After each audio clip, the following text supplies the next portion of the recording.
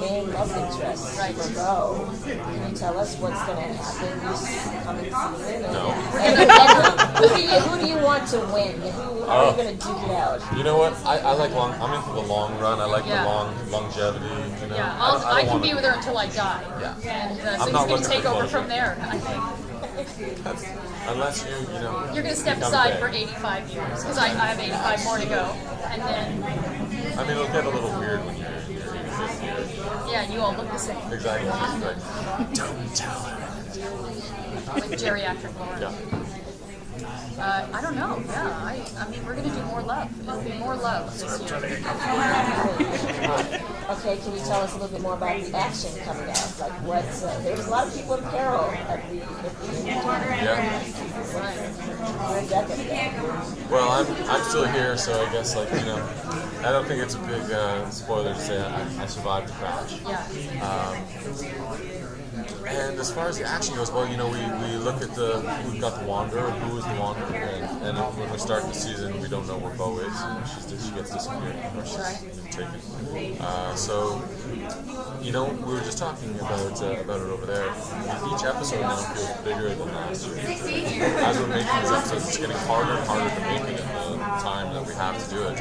It's because they're bigger. They're like each one is like a little movie almost now. It really feels great.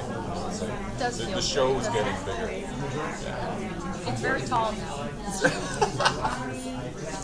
Yeah, well, how's that for you? As it gets more and more popular, I mean, Oh, it's amazing. It's like it's kind of a dream to work on this show. We get to work with amazing people on a show that we really sort of care about, and we have the best fans in the world. Like I feel like we won the job lottery a little bit. Yeah, it's great. Are you on Twitter? Are both of you on Twitter interacting? Yeah. Yeah. The Twitter is just and we got into it, we were kind of asked to do it by the network, and Yeah. I had no idea about it beforehand, but I'm really glad we have it. Yeah. It's a great way to communicate with the fans and just Unless you've been drinking, and then you shouldn't. although they love it when you do. You should always put a disclaimer. Drunken tweets incoming. the network shutters a little bit. But, Oh, absolutely. Yeah, the fans love it. Is there a moment coming up in the season that you can't wait for the fans to see? Yeah. Yep. 12 of them. 12 moments that we're very excited about. Come on, tell us more. Yeah. God, I would. Jay Firestone sitting Will right there. Ackman. That's our exact. Just She pick would, one. literally Just You one. see the red tackle dot you. on my forehead? Literally just waiting. Train satellites in the sky. Yeah. I mean, we delve more into the characters, into our own backstories. Certainly for my character, we start to learn a little bit about what she's doing there, why she's there, her fate with the Fae, or whether or not there is a future. Certainly at the end of last season, we sort of learn a few things about her, and so we're going to explore that a little more. Yeah, Dyson as well. We get to see a little bit of where Trick and Dyson's relationship started. Got a little bit more period piece action going on, which is I'm looking forward to. But And then there's nudity. different. Is there? There's a little bit of nudity on our show. Is that what I signed? Was that the nudity wrong? Yeah, but it's just like honestly, the show just keeps getting bigger. Like we're tackling more, and some of our sets this year are just exceptional. Yeah, extraordinary. Like top of the line kind of stuff. Just it feels like you're walking onto these sets, and it's like wow, is this a little Canadian TV show? It doesn't feel like it. So It's a big Canadian. that's true. It has grown. You're right. It's a lot taller. I know, it's very tall. I remember the first year when When it Anna was and so I did. little, it was this big. It was just Anna and I sitting at a table at the Toronto Fan Expo. That's right. And no one knew what it was. We were just sitting there. Hi there, I'm Kris Holden-Ried. And literally, we had 12 people. Yeah. That's it. Well, we hadn't even aired yet No. at the first Fan Expo. No, it was hilarious. Yeah. It's been quite the journey. So how is it, as an actor, you have to embrace your character, but in shows like this, you really have to embrace the world, too. You have to, acknowledge that it's this, it's not corny to you, it's your world. It's your Yeah, character's that's a world. really great How do you approach that when you're doing more than just embracing the character, embracing the entire world, the reality? Yeah. It's a challenge. It was for me. I'd never done sci-fi of any kind before, so I was always sort of dramas, which are so reality-based and so day-to-day based. So it was kind of a challenge to go. There's times when we're shooting a scene where we're watching something happening, it's not happening at all. So we're responding to nothing except sort of what we've been told is happening. So in that way, it's kind of a challenge for me. Yeah, and absolutely, making this reality real is I mean, I think I'm lucky because I grew up reading fantasy books and like running through the forest, hunting goblins. You grew up running through the forest? I did. Me too. Yeah. Do you remember that? All the running? God, years of it. When I was 11 years old, my parents took me from suburbia and put me on a farm, and I'm an only child, and they literally were like, here you go, here's a puppy, and there's the woods. Have fun. I was getting into a little bit of bad kids, I guess, in the suburbs, so they were like, let's get him away from the bad So they children. put you in the forest with a dog. That was their reaction to Yeah. that? Well, that's one way It to worked deal well, with look, I'm here. I can now pretend to run through the forest really well. it. All this time you were prepping. I was. Who knew? I have fought thousands of goblins to get where I am. Yeah. I'm quite good at it too. I didn't prep to play a dog. I did never expect to play a dog. Last night. I do not believe at all that you know what you're talking. I haven't. Oh yeah, I played dog. That's a crime, shit. No, I played I played it often in the woods. That's good training for the show. Call me next time. Yeah, that's cool I on did Twitter. play doctor in the woods once, and my parents caught me. And that's all I'm saying. Awesome. We're delving into some It was deep an areas. And the little boy's name was And it's all being recorded. There's some adult man that knows, like in Austin, who's going to go tell the story. That's My right. friend Austin, who taught me everything I know. When I was 6. CNN exclusive with Austin. And what were you listening to?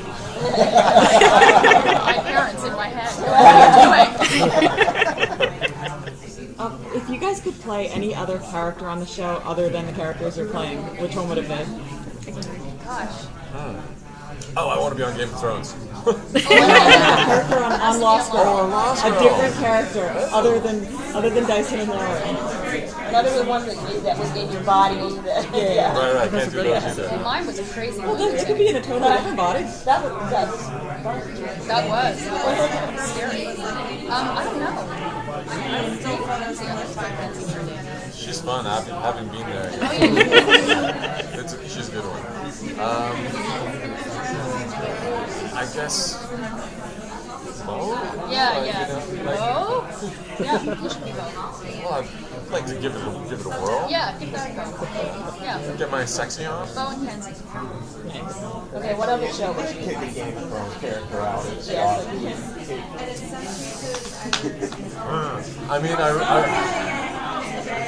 Jamie Lannister is a great character, but the guy who plays it, I think Nicholas is his name, he does such an amazing job, so I wouldn't want to kick him off that show. I don't know, I think that maybe somewhere down the line a character will come up that is just right for me, and I'm actually going to try and get my ass on that show. But here, you got network. Yeah, that's right. Yeah. So it seemed, we had a season where Dyson was kind of out and being aloof, and now he's being brought back in the fold. Whereas Lauren is going down a much darker path away. Poor Lauren, eh? She's a rough go. Hey, you were crying a river when I didn't have my heart, huh? Where were you at? Playing Doctor in the Woods. That's right. So, I mean, do you enjoy being able to kind of have that nice little wave of being able to... Absolutely, that season 2, I wasn't supposed to be that messed up for so long, but now I look back, it was actually kind of a gift because it's given Dyson a really nice, kind of roller coaster ride. And the worst thing as an actor is to play the same thing for 4 years in a row, and I haven't had that with Dyson. It's been adapting and growing, and Yeah, they throw us curveballs a lot. so and what's great also is all of as our relationships really evolve in real life, we're able to evolve, bring these things to our relationships on the show too. It's feeling really good this week. I'm Really gonna get a is. little weepy. Feeling good. Yeah. What aspect of the real you have you brought to your character? I'm a total nerd in real life. And so is Lauren, so that part's easy. I think I'm pretty good. I run around and pee on bushes and sniff on people's bums. It was a little awkward for a while. That's true, there you go. I guess the physicality, it's like I was an athlete for a long time, so that kind of physical and energy work is what I think. I'm good at Dyson because I can get that sort of big energy up there. That's a lot of sports. What has been your favorite Fae so far, with your type of Fae? And is there any kind of creature that you'd like to see on the show? That's so many favorites. Yeah, we have. Like we always go to Vex because he's just such an awesome character. We love Paul Amos. Big shout out to Paul. Yeah, he's the best. But you know, the Garuda was super fun. Yeah, the gorilla. Oh, he was a great guy to work with. Yeah. I'm looking forward to seeing what they do with the Wanderer. Yeah, me too. What his powers would be, and then Aoife. Yeah, played by Amy Bo's Beckett, mom. was tremendously nice. Yeah, I think he's great. Yeah, phenomenal actress. I think she's amazing. I agree. I had a massive crush on her, and so gave over to him and swept her on the way. And married her and gave her married her and some gave her children. Yeah. That did put a damper on your thing. Totally. Can you tell us one of your most awkward moments while filming? One of the most difficult things you had to film? And the most fun things you got to film? Can they all be the same thing? Yeah. Hungry Like a Wolf for me. That was pretty awkward, difficult, yet fun, and then rewarding when it was like, oh, that was actually that wreck, like it worked. Like I just felt like an idiot. For me, it was playing Rainer, the character when we did the body switching episode. Because he was such an extreme character, and I had a little tiny video to watch of that guy, the guy who actually was him, for like 30 seconds, so I got just that much of him, to then try to pull out a character for the remainder of the episode. And, you know, the challenge to not be self-conscious playing a character that's that crazy is... Literally, Zoe would be walking around on set, and she had the young man's audition on her phone. She'd be walking around, looking at it, trying to build a character. Every once in a while, she would show us and go like, what do I do with this? Because literally, it was like 30 seconds long. or and he was less, just like, and he was just going. So I was like, I don't know. I have to make a whole episode of that guy. It was priceless. Like literally, that's what his audition was. Yeah. That was great. So that probably, and it was fun though. It was fun to do that. And you know what, that body swap so like it was so rewarding for us because it was just like a little theater school. We were all really engaged with each other. We were helping each other. We were videotaping each other, like reading the lines. Like I would read my lines for Ksenia and like vice versa. We don't all get to see each other every day. You know, we're not often on set together. So it was one of the few times that we were all in one room. For like 5 days straight. It smelled a little funny at the end of it, but it was good times. Because you were everyone's bum. That was everyone's bum. That was the problem. So, next question. What do each of you guys geek out on? What? What do you geek out on? I don't know. I generally geek out on everything. What do you geek out on? I geek out on like certain like Dungeons and Dragons and kind of stuff. Like I grew up with TSR, the Dungeons and Dragons on Commodore 64, and I would just sit there as an 11-year-old just all night trying to get through that dungeon to the little dragon icon. Commodore.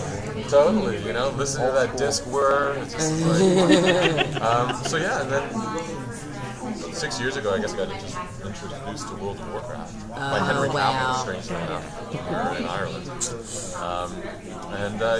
That is just, for me, it was like the perfect game. It was just like role playing, but I totally got sucked away, and I had to back off. Like, wow, it's way too immersive.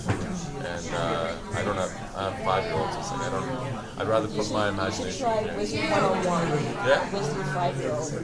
It's like World of Warcraft for the family, or it's like choose to play. So just be good and you make your own wizard, and you can do battles together. You and your son to do quests. I have a feeling his mom would like. Yeah. She said no computer games until it's inevitable. It's going to happen, but we're trying to keep it at arm's reach. Yep. We're being hovered. Thanks for Thanks, guys. Thanks so much. Thank you. By the way, you have a gun hunting name.